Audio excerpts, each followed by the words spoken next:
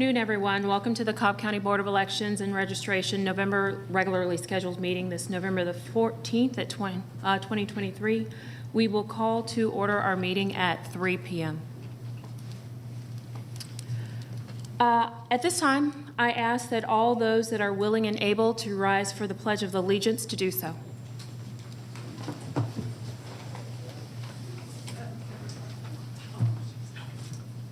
I pledge the allegiance to the flag of the United States of America and to the republic for which it stands, one nation, under God, indivisible, with liberty and justice for all. Thank you.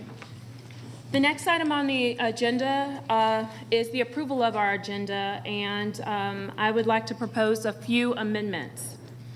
First, in the new business portion of the agenda, I would propose that the third and the fourth bullet items be removed, that being a approval of the 2024 board meeting schedule, as well as a proposal to add the Pledge of Allegiance to the start of the board meeting. Please note that the Pledge of Allegiance on a go-forward basis will be a part of the call to order of our meeting. As is noted on the Board of Commissioners agenda, it's not delineated by a line item, but it will be a part of our call to order on a go-forward basis, as we just did. That is the basis for the proposed amendments of the agenda as it relates to the fourth bullet item, and as it relates to the third bulleted item, the board meeting schedule for next year. We've been in ongoing conversations with our communications department about the availability of this room or some other place that would allow for a meeting time to occur at a time that's a bit more ideal for Cobb County citizens as opposed to the middle of the afternoon. We do not yet have that feedback from our communications team, so we're not in a position to vote on that item. So I would ask again that those two items, well, one item be removed, that being the proposal as it relates to the pledge, and the other item be tabled until the next meeting. I'll entertain a motion with regard to either or both of those proposed amendments to the agenda. Thank you, Ms. Fisher. Is there a second? Second. It's been moved and properly seconded to table, to amend the agenda such that the approval of our 2024 board meeting schedule is tabled and the fourth bullet item with respect to the pledge is removed. All of those in favor? The motion passes unanimously. Thank you. I would also like to amend the agenda further to add a chair's update in the updates and report section of our agenda, and we'll entertain a motion to make that addition. So moved. Thank you, Ms. Fisher. Is there a second? Second. Thank you, Mr. Bruning. It's been properly moved and seconded to amend the agenda to add a chair's update during the updates and report section. All those in favor? The motion passes unanimously. Thank you. At this time, we will have public comment.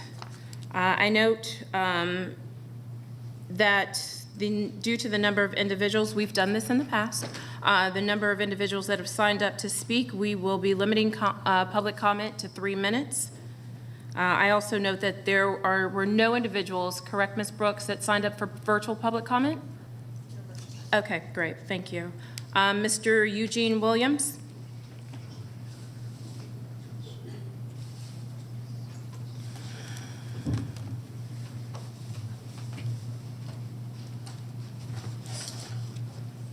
Good afternoon. My name is Eugene Williams, and I'd like to comment on something that's really been bothering me and I believe is well worth speaking about in a public setting such as this, because it's a direct assault on everyone's right to vote. And I'm talking about what the political enemies of President Trump are attempting to achieve by their efforts to discredit and remove President Trump from running in the 2024 election.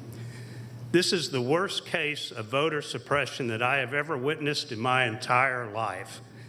No one has the right to tell Americans who they can or can't vote for in an election. We all have a God-given right in this country, which is affirmed in our Constitution, of free speech, and we all have the right to question our government with concerns that we have surrounding our elections.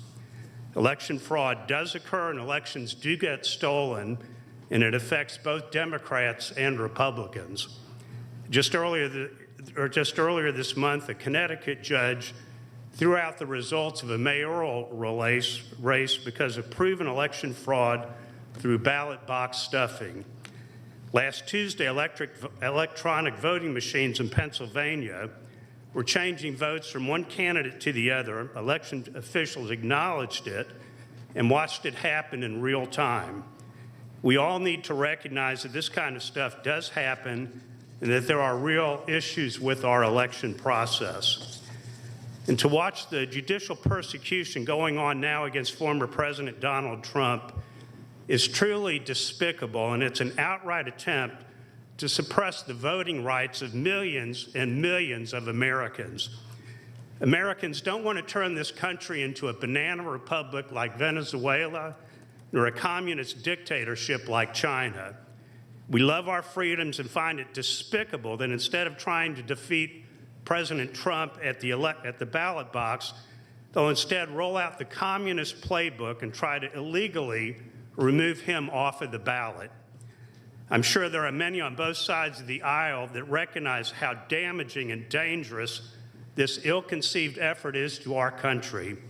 Imagine President Trump, the candidate, leading in every single poll, and to watch Joe Biden, his political opponent, move forward and weaponize our government to have President Trump removed as a presidential candidate. That, everyone, is true voter suppression of the highest degree imaginable. It's despicable, it's criminal, and it's an absolute threat to our constitutional republic. Thank you very much. Thank you, Mr. Williams. John McClain, please.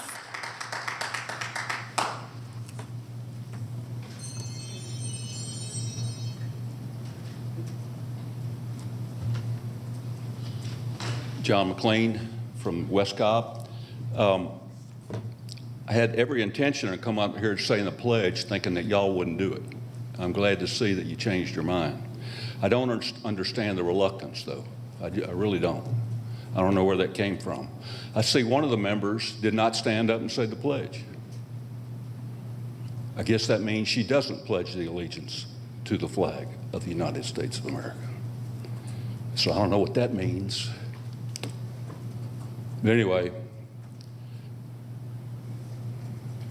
this reluctance to say the pledge and what's going on, what Eugene had to say, has got me wondering if we're going to have a fair and safe election in this county. Y'all made a political decision not to say the pledge, but last meeting. Are you going to be political in the way you handle the elections?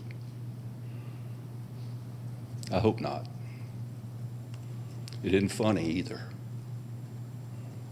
Thank you. Hugh Norris, please.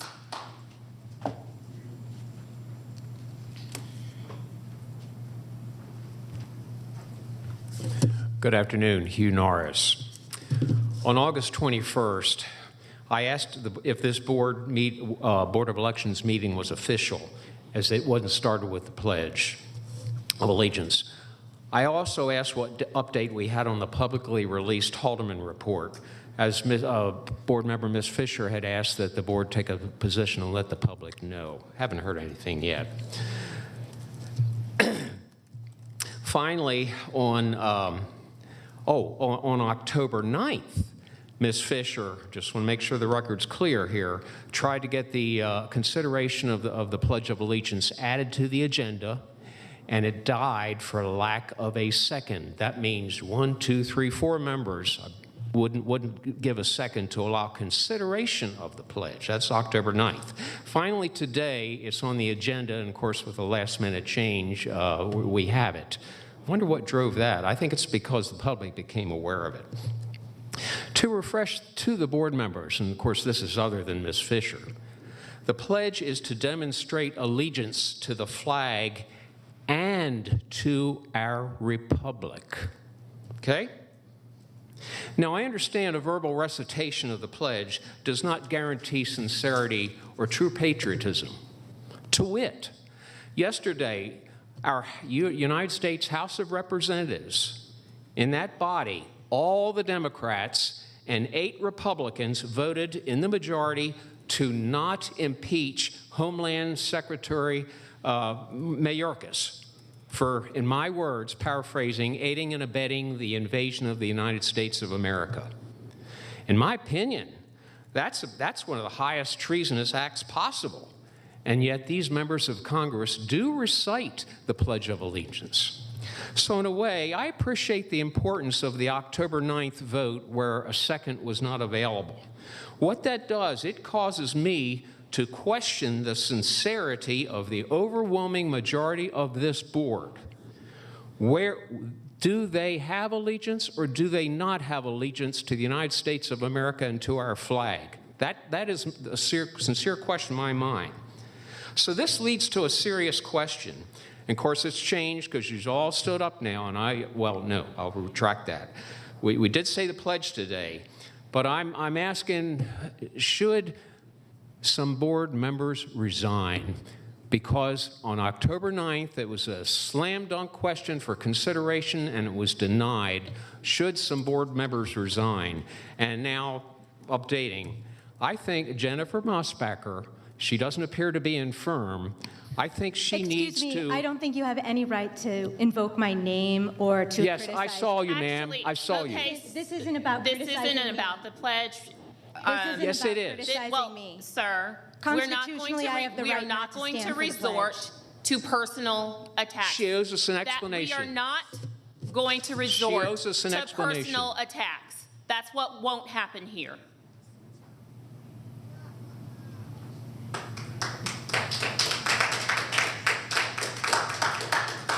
Ms. Grubbs, Sally Grubbs, please.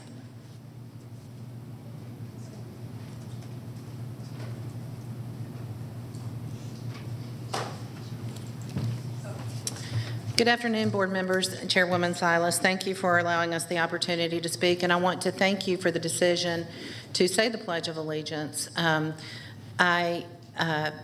We're all friends and neighbors here. We all live in the same community, and we all need to have respect for one another.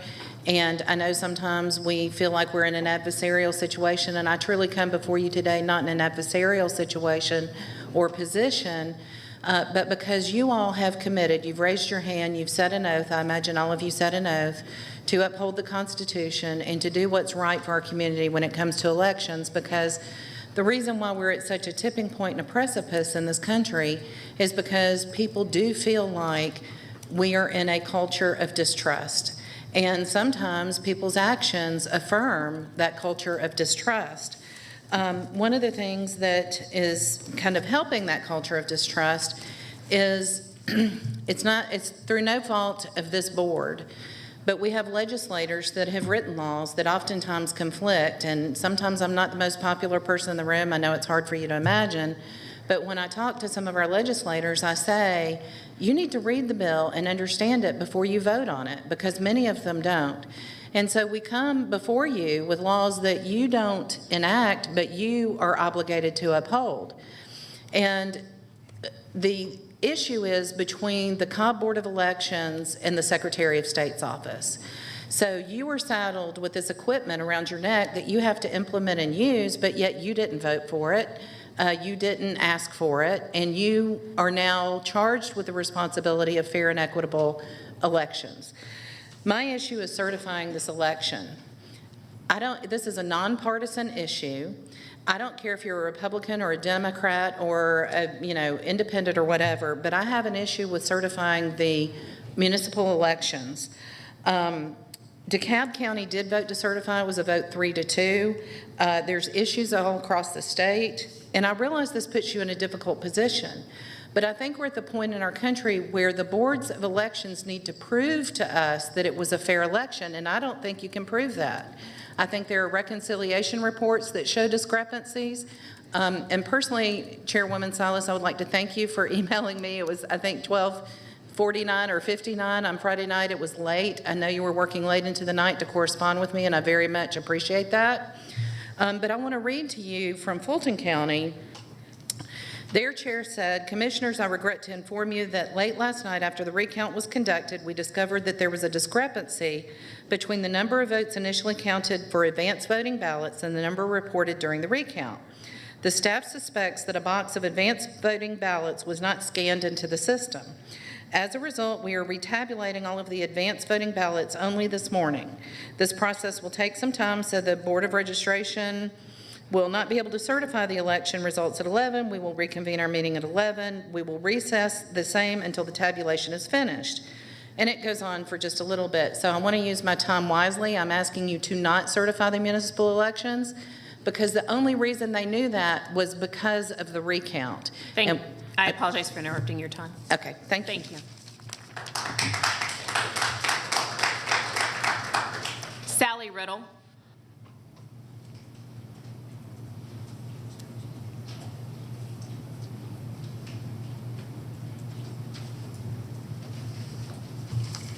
Good afternoon. I'm back. Sally Riddle, Cobb County resident.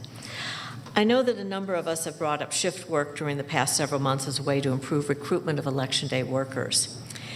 Having a varied career history that included working with and even supervising market research staff, and definitely included data analysis, I figured that folks would like to know, how real is this issue?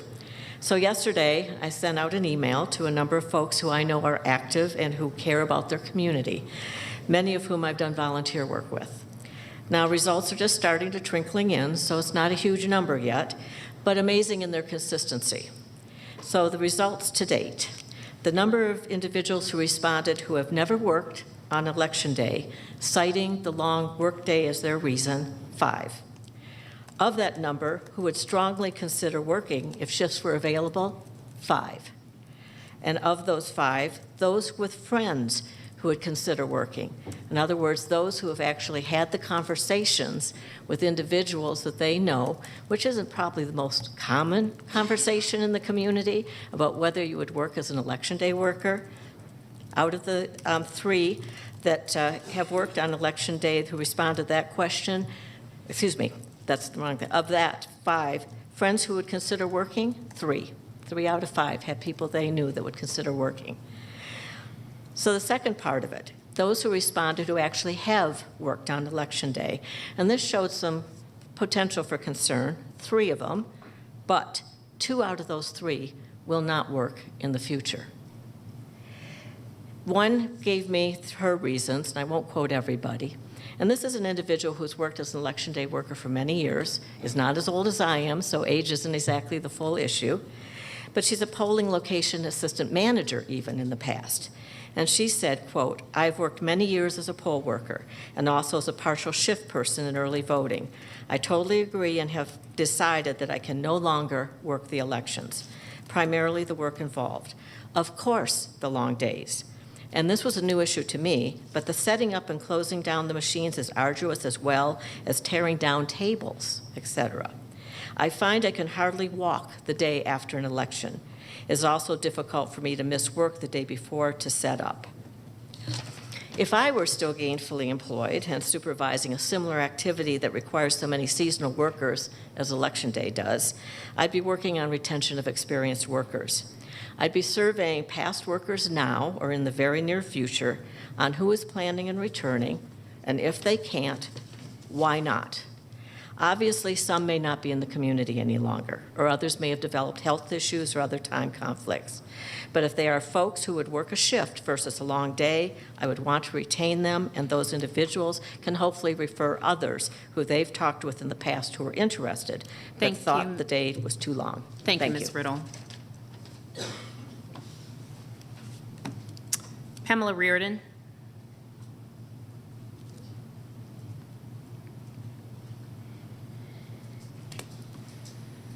No king. Congratulations. Good afternoon. My name is Pamela Reardon. I live in East Cobb. And thank you. Thank you so much. Thank you for adding the pledge. I'm kind of embarrassed by some of the comments some other people made. But I appreciate it, and I appreciate you, and I appreciate all your hard work. I appreciate all the workers. I, too, would like some sort of shift work negotiated or worked out. I can see what the toll it takes on the workers. They're very, very long days. I may even consider working. I don't know, but the day is pretty long. But thank you again for everything you do in addressing the pledge. I have a very, very, very big concern about certifying this election.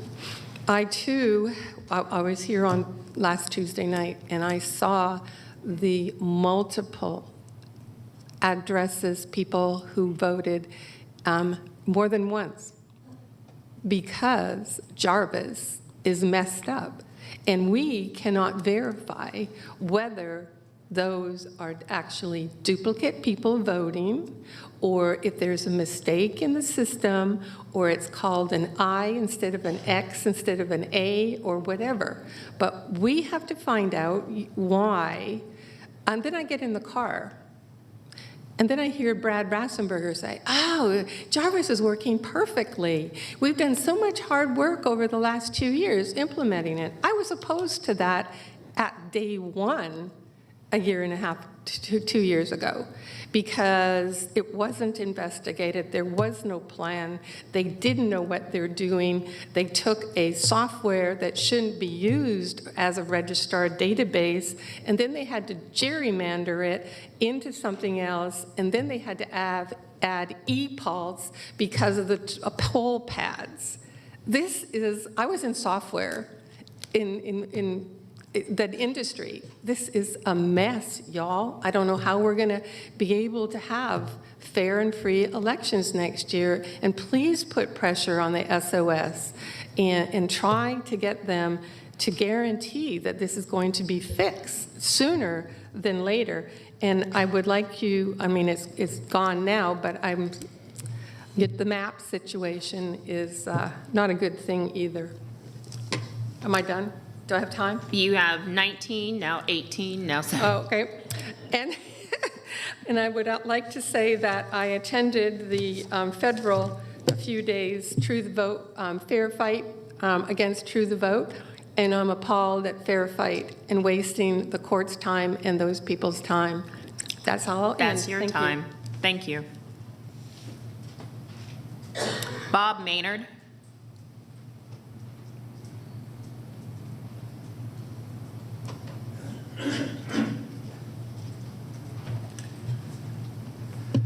Madam Chairman of the Board, my name is Robert Maynard. I live in Marietta, and I just got back from a trip where I was privileged enough to go see Normandy, to be struck by the amount of sacrifice that people did to make this country what it is. At any rate, I would like to thank the board very much for their support on the pledge. I think it's the right thing to do. And anytime any of the boards, regardless of their function, listens to the public, I think it's a very good thing. And in addition, I am a big supporter of the shift work also. I think that would help the staffing. And I appreciate all you do. Thank you. Thank you, Mr. Maynard. Christine Rosman.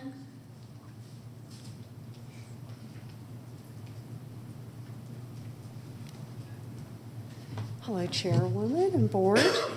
Christine Rosman. Thank you for including the Pledge of Allegiance. It is important to many people, especially like what Bob said,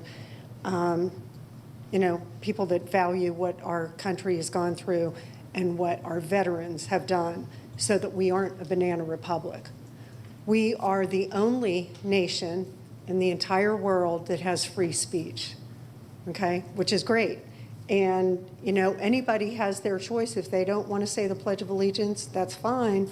But it does put question into people's minds of, do you have similar values to me, especially in a situation where you're representing the people?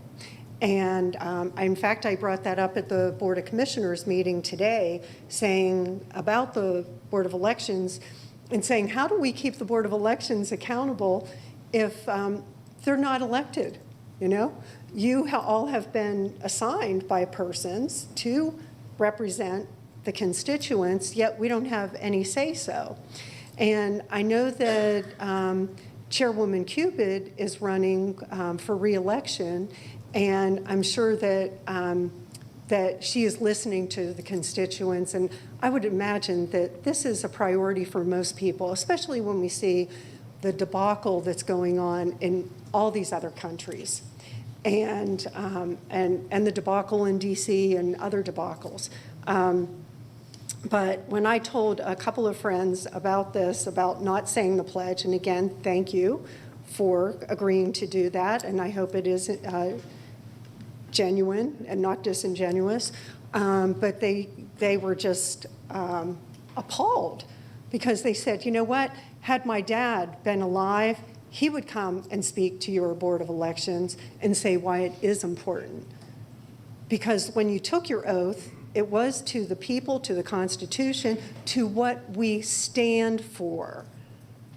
And so I think it's really important that the persons on our board reflect some patriotism and some respect for not only the county, but the constituents and all of our veterans. Thank you. Thank you, Ms. Rossman. Leroy Emkin?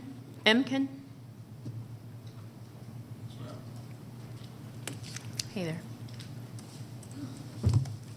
Leroy Emkin, I'm a resident of Cobb County. I'd like to do two things. First, thank you for stating the Pledge of Allegiance. It's my understanding that one member of the board chose not to cite the Pledge of Allegiance and chose to sit during I apologize for interrupting you, Mr. Emkin. Yes, we do have, and I'm stopping your time, we do have freedom of speech, but I would humbly and respectfully request that we not... I'm not referring to any particular board member, but there was one board member. Sir, And maybe not by name, but by action. Then let me say it a different way. Please. I'll say it a different way. Please. For anyone not to cite the Pledge of Allegiance when appropriate is disrespectful, especially to those who have given their lives for the freedoms that we enjoy in this country. Despicable, disrespectful.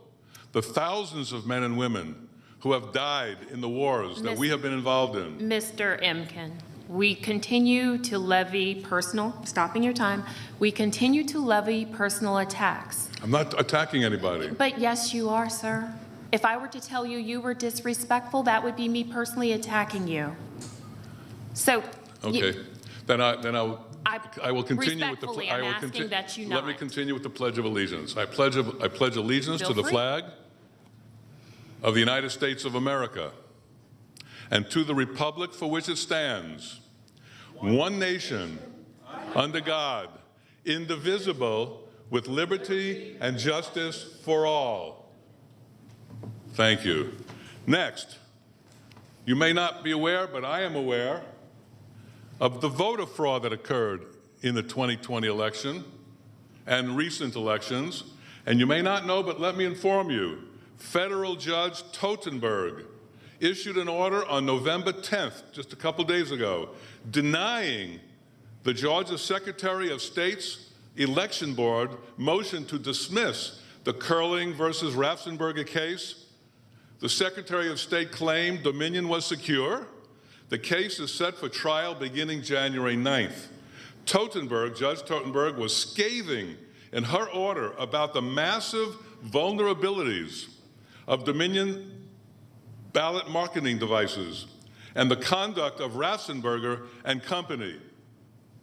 You, members of the Board of Elections in Cobb County, need to be aware that there are immense vulnerabilities in the Dominion machines.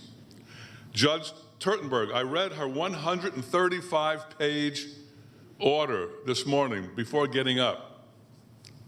It is amazing the amount of evidence that exists of the potential for voter fraud related to this voting machine called Dominion. In my opinion, it's likely it will be ruled that they may not be used in the coming election.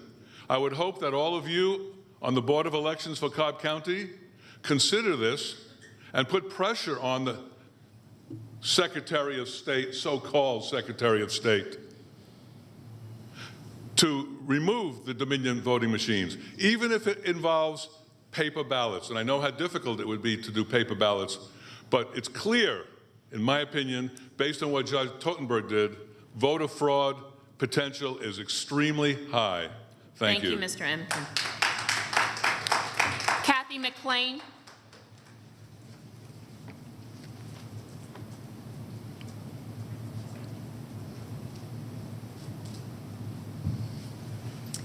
Hello, Kathy McLean from Cobb County.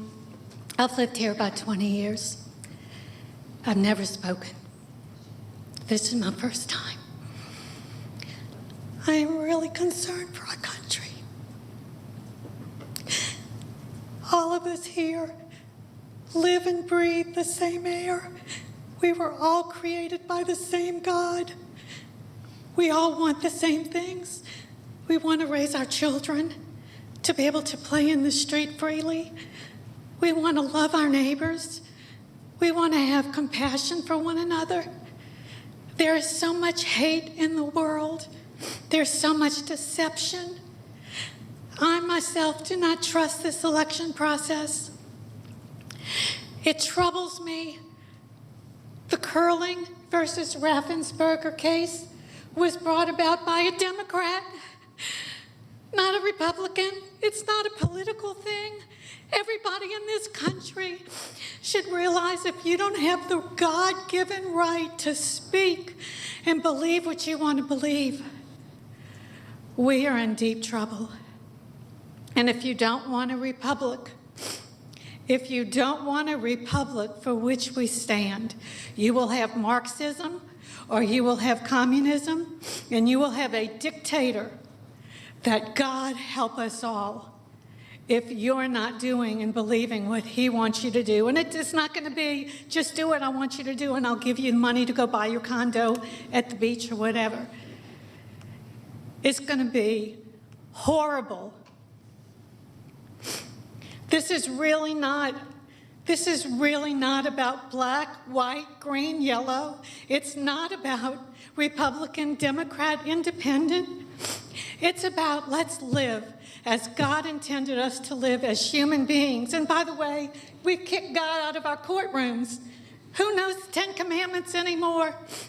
Whose rules do we live by? You know what? That's probably a great beginning of our conversation. Where is your philosophy of life? Is it to Lucifer? I've heard that there is a Luciferian movement in this country that's taking over the Christianity and the Judaism and the other religions. And it's, you know, if you don't know history, the biblical history is very sobering. We either live together in harmony and do what is right in God's eyes, or we don't. I'm sorry, I'm not here to preach. I'm really here to reach out and ask each and every one of you to do what is right in the eyes of God. Thank you, Ms. McLean.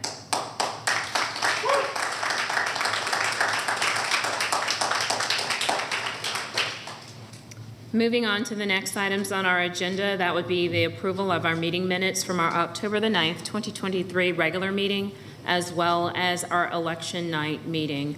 Has everyone on the board had an opportunity to review the meeting minutes? Or does anyone have any proposed revisions or comments that need to be taken into consideration prior to the vote to approve them?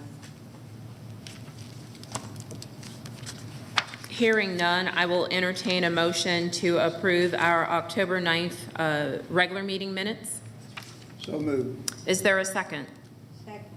It's been moved and properly seconded to approve our meeting minutes from our October 9th meeting. All those in favor? The motion passes unanimously. I will entertain a motion to approve the meeting minutes from our November 7th election night meeting. So moved. Is there a second? Second. Moved and properly seconded to approve November 7th meeting minutes. All those in favor? The motion passes unanimously. Thank you. Moving on to the next item, new business. Next up, we'll have our interim director, Gary Miller, provide the election report. Hello, Board. First of all, I want to give thanks to my staff, working hard the past few weeks to make this election a success.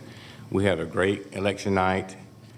Some of the details, the precinct, the first precinct that came in was at 813. All the cards for the first precinct loaded was 833. The last precinct in was at Kennesaw 1A, 953. And you can see this on the report I gave you guys. Okay? Yes. And the last precinct uploaded was Kennesaw 1A at 957. There was no items left at the poll. Everything came in as they should have. The absentee uploaded and released the results at 7:19 for the early and advanced voting, and all the by mail uploads were done by 8:17. The staff, we were pretty much out of there by 10 o'clock. Manager left at 10:30, and some of the details. The turnout, out of 91,932 registered voters, 15,243 ballots were cast. So the turnout came out to be 16.58%. If you can look at the election summary report that's on the screen, and it shows what it is, a breakdown by, well, first of all, it shows all the precincts that were reported. It shows 147 and 147, but we actually had 17 precincts. Registered voters for this election was 15,243 of the 91,932. And like I said before, ballot cast 15,243. So if you look at the breakdown, it's by race and by municipality. And it shows like Ackworth, you see Ackworth, post 1, post 2. It gives how many times, you see all the candidates and their total votes. So if you want to move to the next one. Same thing for post 3, all the totals, the candidates who has the most votes and gives their total. The mayor, Austell, it's all the same thing, how many times the ballots were cast. The winner, shows the winner and total votes for each person. And it kind of goes through each post in each municipality. The same thing with Austell, Ward 4, Mayor of Kennesaw. You can see the totals there. City Council at large, post 1, Kennesaw. City Council, post at large, vote for 1, same thing, if you can go to the next screen. The mayor of Powder Springs, I'm not gonna read all the names, but you guys can see it. And let's go to the next page. All the Smyrna precincts, and it gives their totals and the names of the candidates and shows their totals. Okay, next page. And the last page, it shows the last few wards of Smyrna and gives the names of all the voters, all the candidates, I'm sorry. So all in all, it was a very smooth election. We had no problems. Everything worked like it should have, everything balanced. And I think what I did was last night I uploaded the last of the ballots, which were the 18 provisional ballots. Yeah, and it really didn't change anything on the races. You can barely tell, it kind of spread out among all the candidates, so there were no issues with that. So all in all, everything worked just fine. We had no problems. You guys have any questions on it? Thank you, Mr. Miller. Does anyone have any questions for Mr. Miller?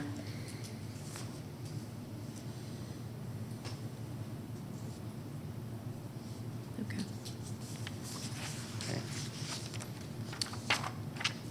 Thank you. So we'll, if there are no questions of Interim Director Miller with regard to the report that he just provided, I will move on to the next item on the agenda. That would be the certification of the November 7th municipal general election results.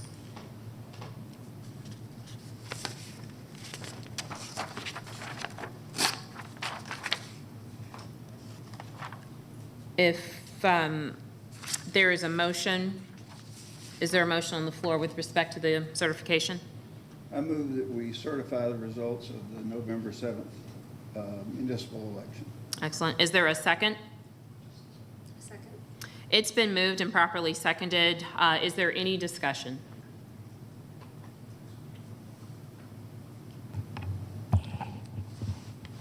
I have a couple of comments. In going over the report, I see no reason not to certify. However, I feel the need to raise issues that I find of great concern. Several of them were already mentioned during public speaking, and that was the inconsistencies in our reporting from the Secretary of State.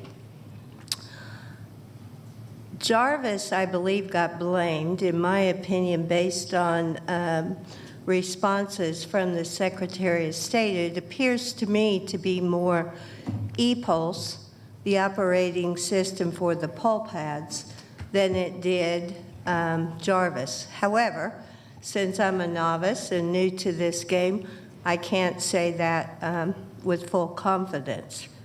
But I would encourage this board strongly and the election director that we do our own internal testing, which I think we can do a mock election to find out if these reports are syncing with our EMS system.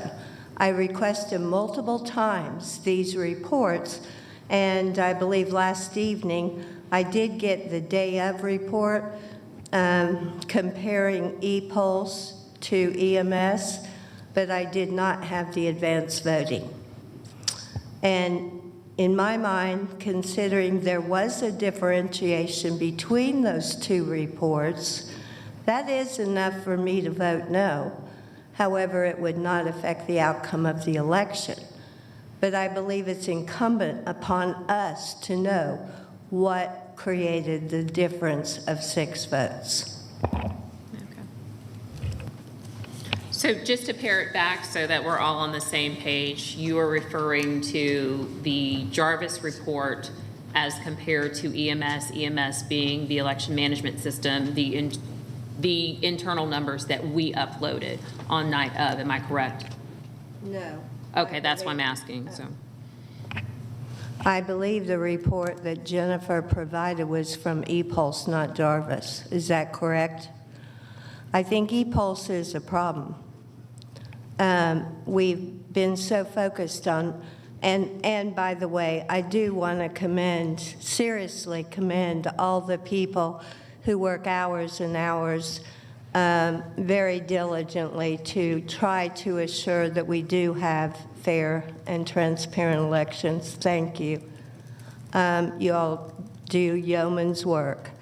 However, you've kind of been handed a difficult situation. Now we have Jarvis, we have EMS, and we have ePulse. And I'm not sure any of us really understand the issues we had in ePulse.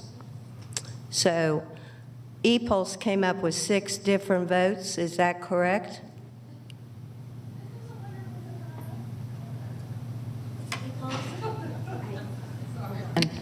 Sorry, I didn't mean to hit the wrong button.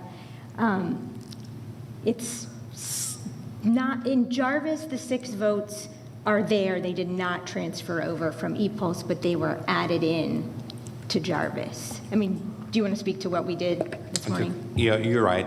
They did not, the 6 votes, we moved over to Jarvis, as a matter of fact, this morning.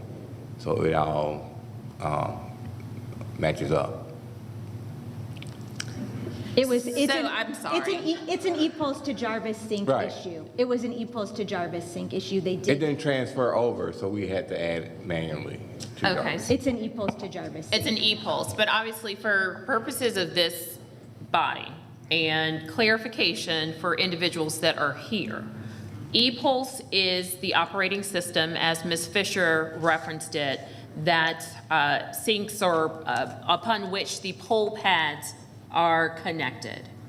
It's provided by a service provider called, I believe it's No Inc. That's how that's the check-in. They check in on the poll pad. Yes. That's correct. Okay.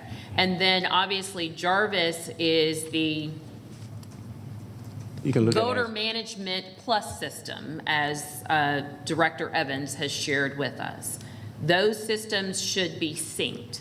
In this particular instance, it appears as though there were 6, and if I'm parroting this back incorrectly, somebody please jump in here.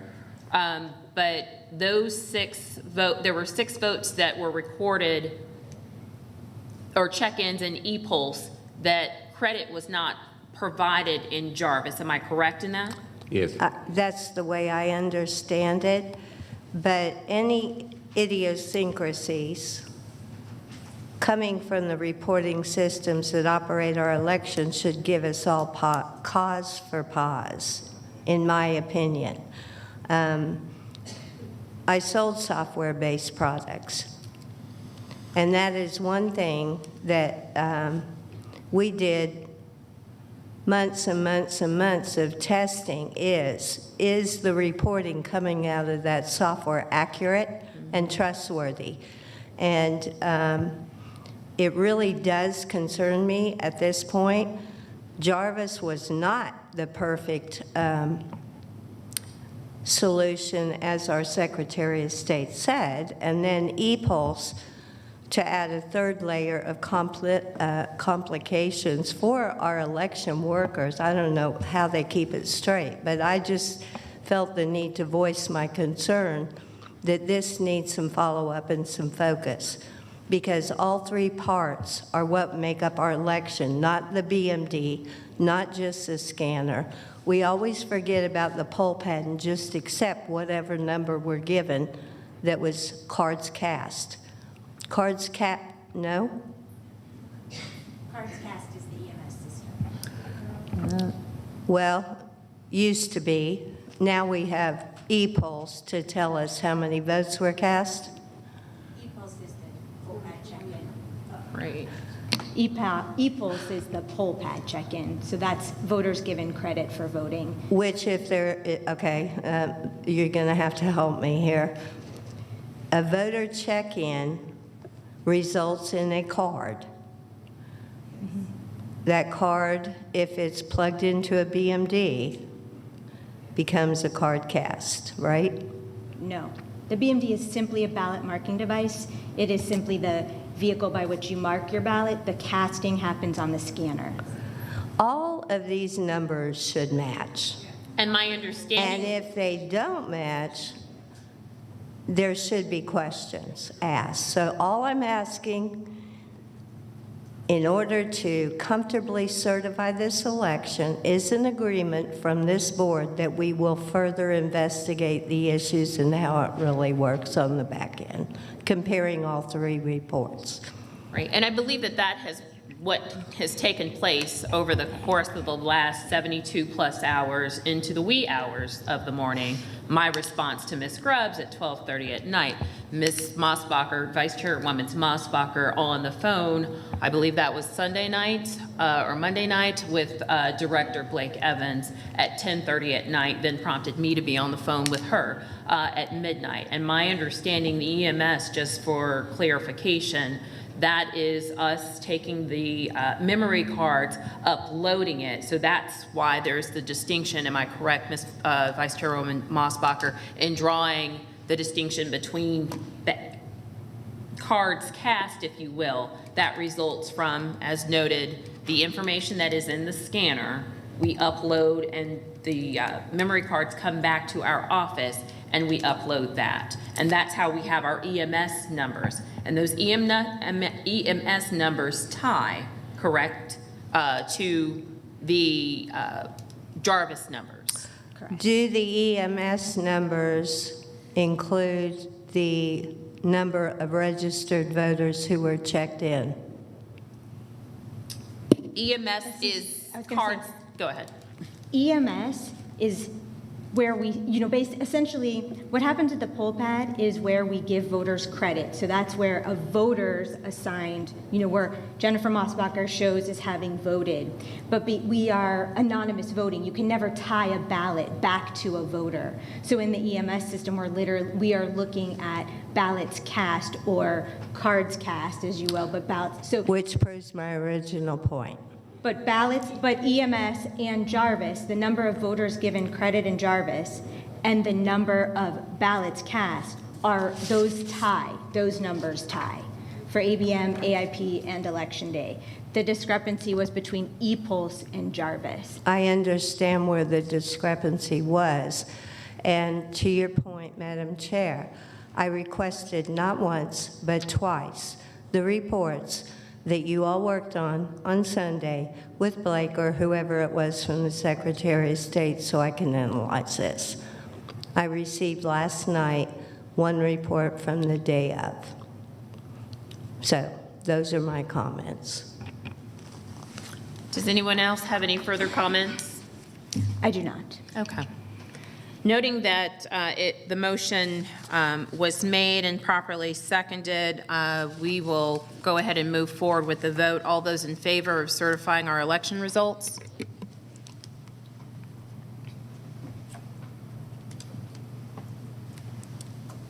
I note that that number is 4. Any opposed? Okay. The motion carries 4-1.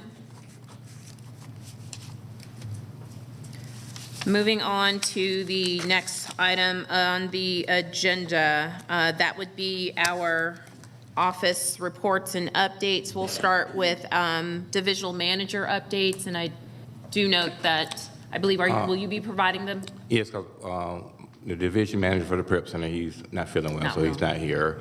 And I'm going to kind of add Karis, the election manager, division manager. Sure. And there's not a whole lot specifically, but what we're doing is we're all working on post-elections. That means the processes and procedures, getting everything ready for the Secretary of State. We have so many things, we have deadlines to make to have different reports to them by a certain time. So that's what we're working on. Gathering evidence, we have evidence that we have to take to the Secretary of State, the Clerk of Court, and all the municipalities would have to have their evidence as well. So we're inventory, all the machines, everything that came back from the precincts, we're working on that. So that's kind of what we're tied up doing right now. So that's going to go on, and we've actually started looking into the PPP, the numbers document, to see what we need starting in for the March election. So we're kind of doing those things at the same time. So that's kind of the gist of it. And I know that you provided us a list of vacancies. Yes. You guys should have a copy of everything? Okay. Carly, do you need me to speak on that, or? It's the bottom page. Okay.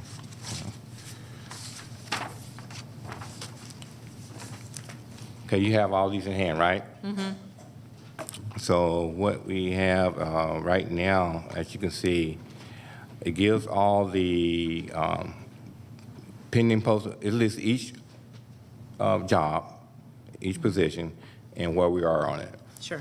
So the position that we're working on now, we have an interview, I think it's Thursday, for it's election coordinator, admin coordinator. So we have an interview for that position. So hopefully we get that filled pretty soon. Okay. And I know we said we were waiting on a few positions, especially like the registration manager until the new director comes in. Exactly. Okay? So this kind of gives us an idea of where we are. So most of them we're going to post. We're reviewing candidates to interview, and a couple of them we're, like you see, the admin coordinator, anticipate filled by December 11th. So we're moving on. My goal was to try to get everything done by the end of the year, except the one that we're waiting for the new director. Okay, thank you. I know that this board has previously requested updates as to vacancies, as we've had some attrition in the office. Does anyone have any questions for Mr. Miller, or for that matter, Ms. Brooks? I have a question. Yes, Steve. Of 8 vacancies, what's the total staff is that out of 50 people or 100 people?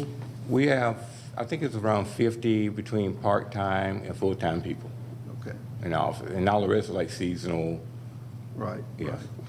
But 50, around 50. Okay, so 8 vacancies out of roughly 50 Right. slots. That's still a pretty good number of vacancies for particularly going into next year's super heavy election period. So Yeah, I agree, but I think we'll get them filled by then.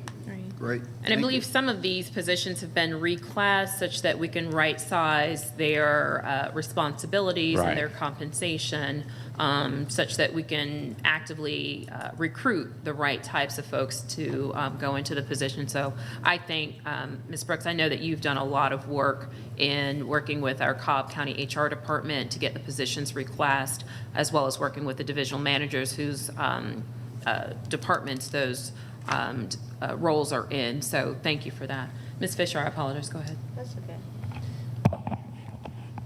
Is 50 sufficient? No. You can be honest, okay.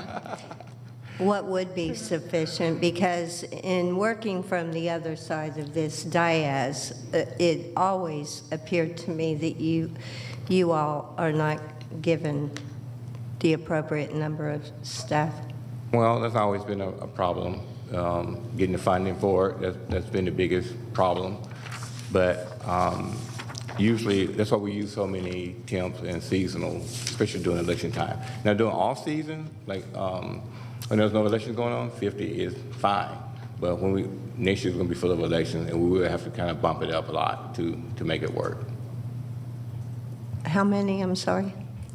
How many we have now? No. How many would you, just a rough estimate, I won't hold you to it. Pipe dream. I think we use, well, we say several hundred. Yeah, so we just have to look at we're working on the budget to look at it, but we would need a lot more than what we have now. And I think also taking into consideration that we have seasonal part-time, we Right. also, have an influx, if you will, of resources, human resources that come in to support the election. But I do appreciate the fact that we're presently working on the budget. And some of this conversation obviously will take place once our new director is onboarded next month. I was just curious. Oh, of course, absolutely. I think it's very a good question to ask because I would like to see you get more people. So Yeah. thank you. I just didn't want the impression left with the balance of those that don't have the opportunity to look at a org chart to suggest that we're only operating with 50 individuals in the office, because we do have, obviously we've got the 1,900 some odd poll workers, but we also have seasonal workers. And if someone can shout that number out. Right, 127, so it's the 50 plus 127. But agreed, Ms. Fisher, that during, even in an out of election cycle period, we definitely need more bodies. The reason I ask is, should something happen between now and 24, and we are faced with the same situation we were in 2020, with a huge influx of absentee ballots, we had to use temporary people from third-party agencies, which isn't optimal. And I think we need to look at that, too, before 2024. So just food for thought. Excellent, thank you. Did anyone have anything further for the division manager or the interim director update? Questions for Mr. Miller? Okay. Hearing none, I'd like to move to an update that I believe is important, especially in light of some of the conversation that has taken place and comments that have been made here this evening. On November the 2nd, a letter was sent to the Secretary of State's office That letter came from Gavrio Region 3 election directors and supervisors to include Clayton, Cobb, DeKalb, Douglas, Fayette, Fulton, Henry, and Rockdale. That Region 3 is the largest of the regions and comprises approximately 41% of the registered voters. In that letter, we outlined our ongoing concerns with Jarvis. And again, I'll note that that letter was sent to the Secretary of State on November the 2nd. On behalf of the Cobb Elections Office, myself and Interim Director were the signatories to that letter. We did receive a response back from the Elections Director on November the 3rd, providing an explanation and addressing some of the concerns. I'm happy to go into further detail, but would like to provide that as an illustration of the ongoing conversations and discussions that this office is engaging with, whether in concert with other elections directors and members of the board, or for that matter, the outreach that I have personally done to with Blake Evans, our elections director, as well as what Vice Chairwoman Mosbacher has done. And I would venture a guess and be confident in saying that she's been on the phone with him more so than I have since the election, based upon some of the concerns that were raised to us. Speaking of those concerns, on the evening of the election on November the 7th, Chairwoman Cobb, GOP Chairwoman Sally Grubbs sent a letter to this board regarding data anomalies that were found in the absentee voter report that is accessible via the website. That is the reference that she made when she indicated that I was back in touch with her that Friday evening. But again, we received the letter from her probably just as the polls were closing, about 7:15 or so on the evening of November the 7th. We commenced our investigation on on the 8th, November the 8th, which comprised of reviewing the information as was provided by Ms. Grubbs, reaching out to the Secretary of State office, specifically Mr. Evans, Elections Director Blake Evans, and ongoing communication back and forth over the course of the next 4 or 5 days. I believe as recently, Ms. Mosbacher, as yesterday? This morning, exactly. So again, demonstrating to Cobb citizens that we are fully aware of the concerns that are being raised. As has been noted, and I will reiterate, some things are not within our control. I do not want anyone in the sound of my voice to believe that we are punting or that we have placed things on the shelves, but there are things that are just not within our control. Those things that are within our control is how we respond, and I commend Ms. Mosbacher, as well as Interim Director Miller, as I know that they had several conference calls, Zoom meetings with Director Evans to try to understand how these anomalies took place and to resolve these issues such that we could get into a position where we were comfortable certifying the election, which we have done. Finally, on November the 10th, Chairwoman Ms. Grubbs reached out again and requested that this board conduct a hand recount of the election results from November the 7th. In consultation with our attorneys, and the basis, if you will, as I understood it, was, again, the anomalies with regard to reporting that comes out of the Secretary of State's Election Data Hub, which is what prompted the initial outreach to us by Ms. Grubbs on the 7th. Again, we considered the request. I consulted with our counsel, Daniel White, and declined that request to conduct that hand recount, and that information was shared with Ms. Grubbs on yesterday based upon rules and regulations that do not allow for, based upon our interpretation, a hand recount in these circumstances. So again, being transparent with everyone here as to the ongoing communication and really cooperation and being responsive to all Cobb County citizens. I thought it important for you all to be aware of that.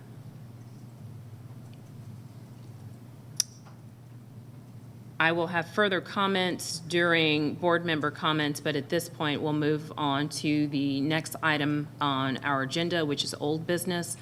And this is the discussion related to a proposal to continue virtual public comments. Ms. Fisher, I know that you raised some concerns about virtual comment. Obviously, we didn't have anyone sign up today. The topics are somewhat related because individuals have indicated that, our board members have indicated that they're not comfortable doing away with virtual comment until we can settle on a potential new time. But I don't know if you have anything further. I know you had asked for this to be placed on the agenda. I did, because we were supposed to have it on the agenda for discussion last meeting, and it somehow didn't make it. I think we're still waiting on information from our Director of Communication on the availability of a video feed. He was to check into that, I believe, and get back to us.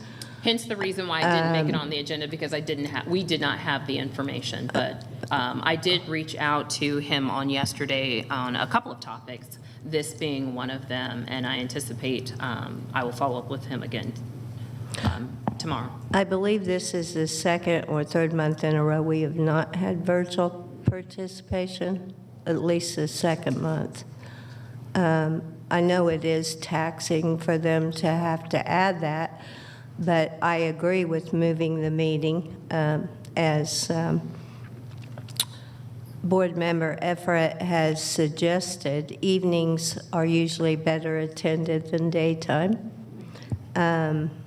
And as I said in the previous meeting, I'm not totally opposed to virtual, but A, I don't think they should have priority over the people who are here, and B, I do not really, I think it would be much more appropriate if we did have a video feed. That's it. Okay, thank you. I will say I'm not aware of any circumstance where individuals that have joined us virtually have been given priority. The only consideration is that we have adjusted the time allotted so that we can accommodate all speakers. To my recollection, when we have had the virtual, people sign up for virtual, they go first. Oh, I didn't understand first to mean priority, but yes, they do go first. Yeah. But everyone has an opportunity to speak. Okay. Moving on to the next item on the agenda, executive session. Daniel, I believe there is one matter that we need to take up in executive session. Okay. I'll entertain a motion to move into executive session for the purposes of discussing a litigation matter. So moved. Is there a second? Second. It's been moved and properly seconded to move into executive session. All those in favor? The motion passes unanimously. For those of you that may be new to our meetings, during executive session, we just ask that the meeting room be cleared. We will attempt to handle this discussion as promptly as possible, and at the conclusion, you will be invited back in.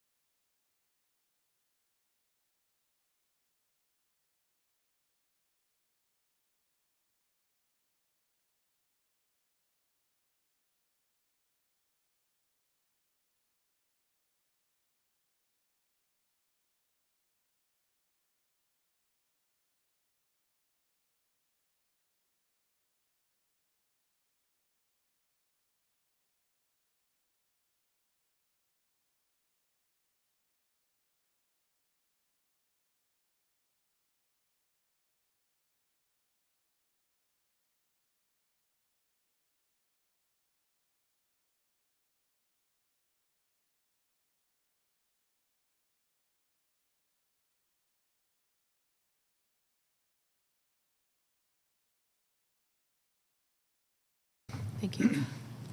I will entertain a motion to come out of executive session. So moved. Is there a second? Second. It's been moved and properly seconded to come out of executive session. All those in favor? The motion passes unanimously.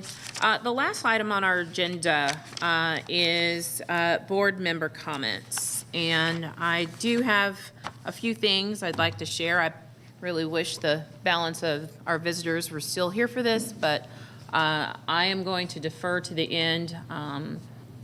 Does anyone here on the board have any comments they'd like to make? I would like to comment, and again, I would like to thank Elections for all your hard work, and I also would like to thank my other 3 board members for entertaining adding the pledge. I do believe it's important. That said, I also want to comment, the beauty about America and our Constitution is that the Constitution and as a result, the flag that represents it allows people to make their own opinion as to whether they honor it or not, and that is their right. So it's kind of ironic that the very freedoms that we fight for, people died for, that we honor that flag for, also allows people to be individuals and have individual thoughts. So based on the comments from public speaking, I thought I would put that in there. Thank you, Ms. Fisher. Anyone else? No? Okay. Well, I do have a few comments. First, I'd like to acknowledge our interim director, his managers, Michael Dietrich, who's not here with us. I know Ms. Pringle has left at this point, and their teams for their diligence in conducting the elections for the cities of Ackworth, Austell, Kennesaw, Smyrna, and Powder Springs. I know, as everyone heard when we went through the vacancy report, that our office is down a considerable number of team members, but you all took on the task. You didn't know what you didn't know, but we got it done, and I appreciate the diligence with which you all administered the election, as well as being forthcoming and responsive to the myriad of requests that you receive from individuals on this board, myself included. Thank you. We all appreciate it, the staff. Okay. I will note with regard to the complaint from Ms. Grubbs, first I thank Ms. Mossbacher for her diligence in reviewing the data, coordinating the discussions with Blake Evans and Gary to answer the numerous questions that were raised, some of which were outside of the issues that were raised in the complaint, but at least it gave us visibility into some of the gaps and some of the anomalies, and we share similar concerns that have been raised with regard to the distinction between the data as is publicly available. That publicly available data obviously fuels and informs some of the questions and comments and complaints that we respond to. Ms. Mossbacher has a particular skill set that I do not have with regard to, I'm an orator, she is a numbers person. So I appreciate your work, like I said, into the wee hours of the evenings. And Ms. Fisher, you are forever providing additional information for me to review. And I am hopeful that I'm always responsive, get it to the right people, and try to get a question, and get the questions answered that you pose. And I'm hopeful that you're in agreement with that. Finally, I would just like to share a brief missive about the role of this board, specifically our charge as is set forth in the oaths that we took. We took 2. Most recently, Ms. Fisher and Ms. Affritt took them, as well as our obligation and what we commit to do as set forth in our mission statement as noted on our website. It's been stated, and undoubtedly, we can all agree that we are in a unique time in our country. There are stark divisions that exist among neighbors that at times are shared in ways that are a very far cry from civil discourse. Principles and ideas that should unite us are weaponized, resulting in the sowing of discord and distraction, at times rising to the level of personal attacks. As the chair of this board, I will reiterate, as many of you have heard me share on prior occasions, we can disagree without being disagreeable. As it relates to the oaths that this board, the members of this board took, and I paraphrase, first and foremost, it was to uphold the United States Constitution and the Constitution of the state of Georgia. Beyond that, specifically with regard to what we are tasked with, it is a matter of ensuring that primaries and elections during the continuance thereof, we will duly attend those. We will do our best of our ability to prevent any fraud, deceit, or abuse in carrying on the same. We will make true and perfect returns of such primaries and elections, and that we will at all times truly, impartially, faithfully perform our duties in accordance with the laws of Georgia to the best of our judgment and ability. So I will say, consistent with the oaths that we have taken, we've undertaken these commitments to register Cobb County voters, to ensure that elections are free, impartial, fair, accurate, convenient, and accessible to all, to encourage voter participation, to provide excellent customer service to voters, candidates, and the media, and to help the public understand and follow all laws, rules, and regulations. Key among those are the Constitution of the United States and the state of Georgia. That is our charge, that is our obligation, and that is our commitment.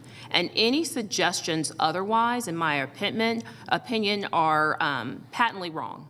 And I trust that all that are within the sound of my voice and those to which my words will undoubtedly be repeated will bear that in mind as we look ahead to the new chapter in Cobb elections, as we bring in our new elections director next month.